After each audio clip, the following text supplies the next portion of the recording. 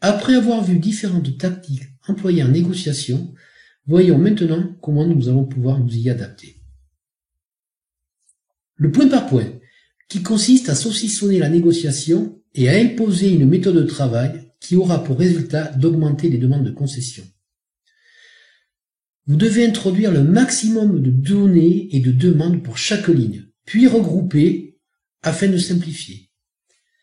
Cela va donner une notion de temps qui va créer une contrainte et vous devez en plus conditionner chaque demande à une contrepartie. En fait, rendre pénible et coûteuse en énergie cette tactique. Et pour cela, utiliser la tactique du donnant-donnant. Le donnant-donnant, qui est une tactique qui permet de réduire le nombre de demandes de concession de votre interlocuteur en les conditionnant à des contreparties. Cependant, par moment, on peut avoir besoin soi-même de développer des points de concession. Dans ces cas-là, il faut amener votre interlocuteur dans une négociation point par point, tout en définissant un cadre général afin d'éviter les dérives et les contraintes de temps et de concession. Le bluff, qui consiste à détourner l'attention de l'objectif véritable. Là aussi, la technique à mettre en place est le point par point, afin d'introduire des éléments factuels dans la négociation, de faire préciser chaque élément à mener.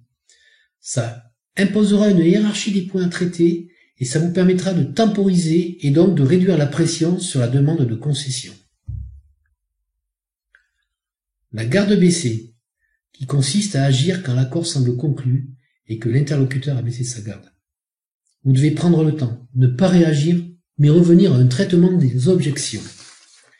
Accueillir la remarque, questionner sur les éléments factuels, faire un zoom arrière afin de resituer la demande dans la négociation et revenir au donnant-donnant. Le zoom arrière, qui consiste à ouvrir sur d'autres points. Exiger de travailler point par point et de limiter les préambules qui pourraient vous ramener au zoom arrière. Le zoom avant, qui va détourner en focalisant sur des points particuliers. Là aussi, passer un traitement minutieux en faisant du point par point et du donnant-donnant, ce qui va rajouter une contrainte temps et donc limiter les discussions et les zooms. En conclusion et en synthèse, nous pouvons dire que chacune de ces tactiques peut être à l'initiative des deux parties négociatrices. Que la forme et le fond de la négociation sont indissociables, et c'est pour cela qu'il est aussi important de savoir repérer les différentes tactiques que de se préparer à les utiliser et ainsi prendre l'avantage. Merci.